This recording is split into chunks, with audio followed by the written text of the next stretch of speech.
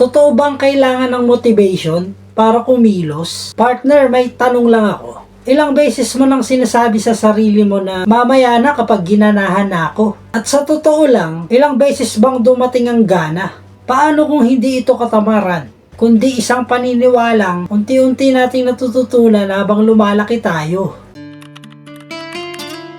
Noong bata tayo, hindi tayo tinuruan maging disiplinado sa mahirap na paraan. Tinuruan tayo sa pamamaraang naiintindihan ng bata. Gumalaw tayo pag may papuri. Gumalaw tayo kapag may reward. Gumalaw tayo kapag may magandang pakiramdam. Sa psychology, tinatawag itong reward-based learning. Normal ito sa pagpapalaki ng bata. Ang hindi natin namamalayan, dito unti-unting nabuo ang paniniwala na kailangan muna ng gana bago kumilos.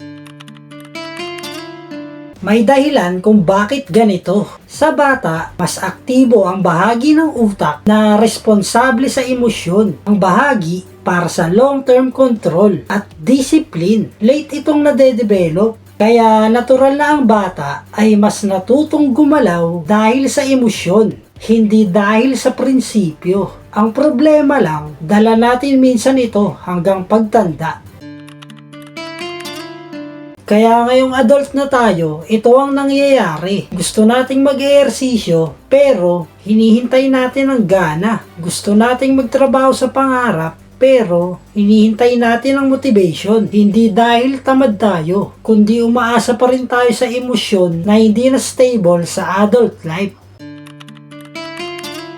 Ito ang malinaw na sinasabi ng behavioral science. Ang motivation ay kadalasang sumusunod sa action, hindi nauuna. Kapag gumalaw ka, kahit maliit lang, doon palang naglalabas ng dopamine ang utak. Ibig sabihin, hindi mo kailangan ng motivation para magsimula. Kailangan mo lang magsimula para magkaroon ng motivation.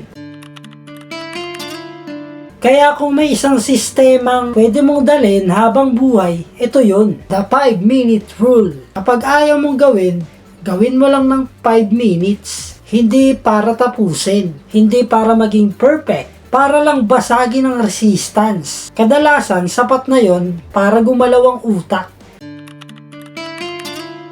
Partner, ang disiplina ay hindi emosyon. Isa itong kasanayan. At ang kasanayang ito, pwedeng matutunan ng kahit sino, kahit wala sa mood. Kung hinihintay mo pa rin ang motivation, baka maling tanong ang hinihintay mo. Ang tamang tanong, anong maliit na kilos na kaya kong gawin ngayon kahit ayaw ko? Yun, maraming salamat. Ako nga pala si Mark T. Like, comment, subscribe. Happy New Year! Like, comment, subscribe. Manifesting 100,000 subscribers. Abutin natin yan. Mark T. Peace. T. Global. Magiging number 1 sport apparel in the Philippines. Mark T. Yeah!